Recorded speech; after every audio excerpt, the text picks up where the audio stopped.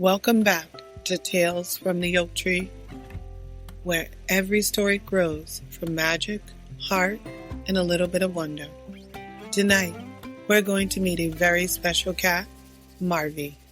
He's brave, curious, and always hungry for adventure.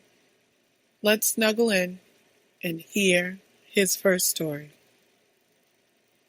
Marvin the cat had grown used to living on the streets in the suburbs of Chicago since his owner passed away. Often he'd use his charm to get the nice old lady down the street to feed him. But she hadn't returned from the hospital yet, and he didn't know when he would be able to eat again. So he had to devise a plan. He would grab the security guard's lunch, although it was a risky move, because in the junkyard was Bo, a vicious enemy of all cats. His bark made Marvin's hair stand straight up. Marvin's stomach was so empty that the sounds of the growling started to sound as loud as a lion's roar. He slowly crept through a small hole in the fence, hoping his growling stomach wouldn't give him away. Just as he approached the small building structure where the security guard sat, he heard a familiar rattling. The rattling of Bo's collar. Marvin was on alert. Just a few more steps and that tuna sandwich is mine, Marvin thought. But just as he was about to run off with that delicious sandwich, he heard Bo's bark and began to run. The chase had begun. He ran and hid until he came to an opening in a fence. And just when Marvin thought he'd escaped, Bo broke free of his leash and managed to escape the yard. Now, both the security guard and Bo were chasing him. The chase continued through the streets of Chicago. Marvy would dart left, right, and run, trying to get Bo off his tail. After a few blocks, Marvin was tired.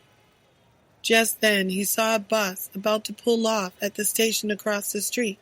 He darted through traffic, and with one swell leap, he hopped onto the bus just before the doors closed. That was close, Marvin thought. Oh, you poor thing. You must be terrified to run all the way over here through all that traffic, the bus driver said, scooping Marvin into her lap. Her warm hands and gentle touch made Marvin forget all about his empty tummy, and he tripped it off to sleep. When he woke up the next morning, a small bowl of food and water was waiting. The bus must have stopped at a rest stop along the way. He wondered where he was going and if everyone would be this nice. The driver's soft voice announced that the next stop would be New Orleans. Marvin had never been to New Orleans before. He wondered what it would be like, how it would smell, whether the sounds would be the same as the city, and if the people were similar and just as nice as the bus driver. He didn't have much time to wonder, because before he knew it, the doors flew open and the passengers began to deboard. The sweet sounds of music and smells of pastries filled the air. What is this music? Marvin thought to himself as he bopped to the beat. The bus driver looked at Marvin and said, "Don't you get into too much trouble, you hear?" Marvin gave a tail wag and a head nod before he stepped off the bus. He had to see where the music was coming from. As he wandered down the street, the sounds got louder. Finally, as he turned the corner, he saw the second line parade walking down the street. He was mesmerized by the music. His tail swayed in time to the beat. His steps had begun to get a little bit of swagger. The music was becoming a little part of him. Psst. Hey, you. Are you new here? A voice asked. Marvin looked around, and he saw two cats standing nearby. Marvin walked over and introduced himself. The three were fast friends, asking each other about life in Chicago and fun facts about New Orleans. Marvin quite liked it here. He learned about the history and the food. He loved crawfish. Until today, he hadn't even heard of it. He enjoyed gumbo and delicious sausage. He ate until his belly was full. New Orleans had such a rich culture, and the people were friendly. Being here had awakened something in Marvin. He now wondered what other places were like and how the food might taste there. Marvin had caught the travel bug. He wondered where he'd go next.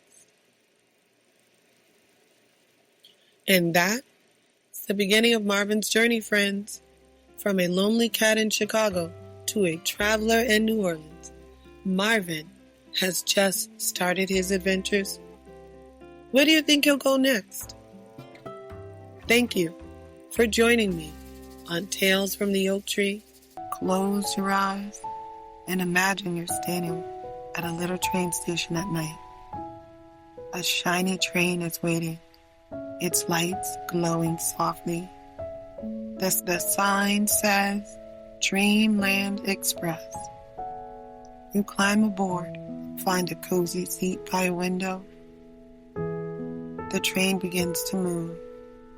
Chugga-chug, chugga-chug, chugga-chug. The wheels click-clack, gently on the tracks. At first, the train moves quickly.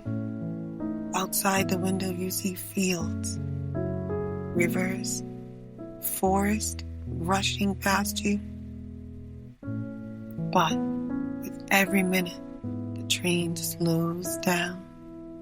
Chug, chug, chug. The lights inside grow dimmer and softer. Your eyes grow heavier.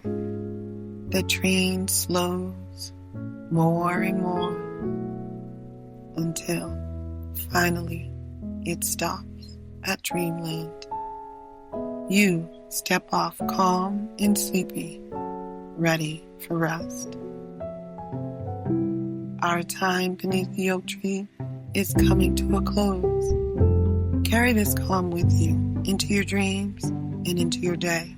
Rest well, little dreamer, until we meet again.